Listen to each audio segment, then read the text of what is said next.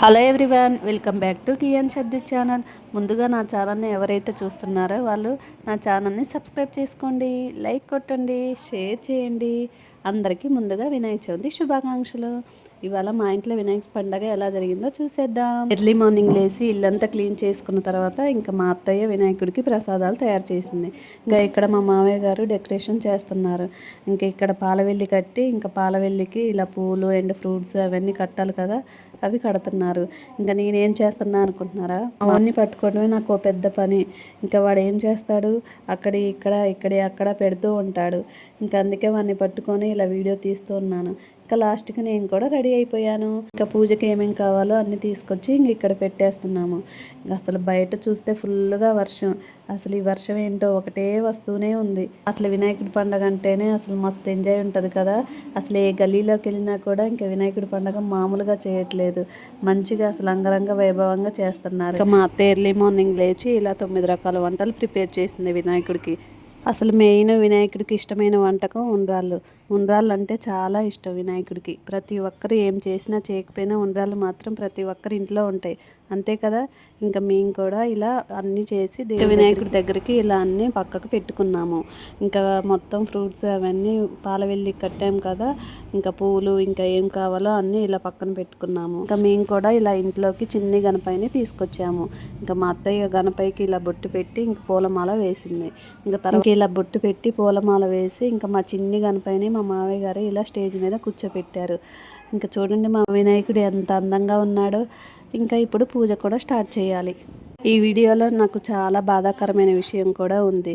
Last వరకు చూడండి, video మీకే తెలుస్తుంది. మా బుజ్జి గణపైన ఇలా కూర్చోబెట్టాము.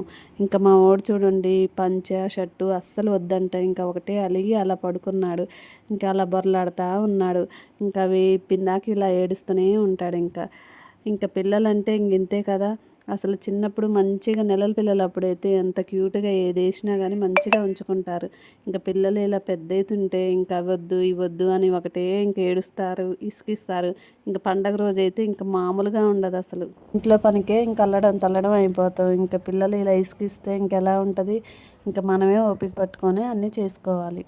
మామూలుగా అయితే మా వాడు మంచిగా మార్నింగ్ పడుకుంటాడు. మంచిగా స్నానం చేపించి తినిపిస్తే పడుకుంటాడు. ఇవాళ అయితే ఇంకా అస్సలు పడుకోలేదు. మార్నింగ్ నుంచి ఇంకా ఒకటే ఇలా అల్లరి చేస్తూనే ఉన్నాడు. వినాయకుడిని అక్కడ పెట్టి ఇవన్నీ దీపారాధన చేద్దామని ఇంకా అలా స్టార్ట్ చేస్తుంటే ఇంకా మా వాడు మాత్రం బాగా ఏడుస్తున్నాడు. ఇంకా కొంచెం సేపు అలా మా అత్తయ్య బయటికి తీసుకెళ్ళి ఇంకా కొంచెం సేపు మా మావయ్య ఎత్తుకున్నారు. ఇంకా అలా ఎత్తుకున్న తర్వాతకి ఇంకా నేను పూజ స్టార్ట్ చేశాను. వరం కోరుకున్నాడు, సరే అన్నాడు ఆ సర్వేశ్వరుడు. బ్రహ్మ విష్ణు శివ ఇంద్రాదులు దేవలోకానికి బయలుదేరారు. వినాయకుని జననం పరమేశ్వరు. ఇంకా మా వాడు బాగా ఏడుస్తుంటే ఇంకా నేనే ఇలా ఒళ్ళో కూర్చోబెట్టుకొని ఇంకా పూజ చేశాను. ఇంకా ఫస్ట్ ఇలా గౌరీదేవికి పూజ చేసిన తర్వాత ఇంకా స్టార్ట్ చేశాను. ఇంకా మా వాడు చూడండి ఇక వాళ్ళ తాతయ్య మంత్రాలు కథ చదువుతుంటే ఇంకా వాళ్ళ తాతగారికి వెళ్ళి ఇంకా అలానే చూస్తున్నాడు మా వాడు. కొంచెంసేపు బాగానే అలా ఒక 5 నిమిషాలు కూర్చున్నాడు అనుకుంటా. ఇంకా మళ్ళీ అదావిదే ఇంకా మళ్ళీ బయటికి వెళ్ళాలని ఇంకా ఒకటే ఏడుస్తూ ఉన్నాడు. ఇంకా బయట చూస్తేనే ఫుల్గా వర్షం వస్తుంది. ఇంకా వీడేం బయటికి వెళ్తా అని గోల.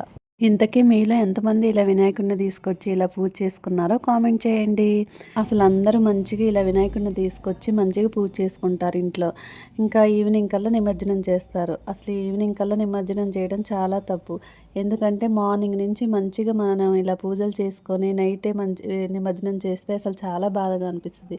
అందుకే ఆ రోజు మొత్తం నైట్ అంతా మన ఇంట్లో ఉంచుకొని ఎర్లీ మార్నింగ్ నిమజ్జనం చేస్తే కొంచెం మంచిగా హ్యాపీగా అనిపిస్తుంది. ఎందుకంటే మనం ఇంత డెకరేషన్ చేసుకొని మంచిగా పూలతో ఇలా వినాయకుడిని ఇలా పెట్టుకున్నాం కదా.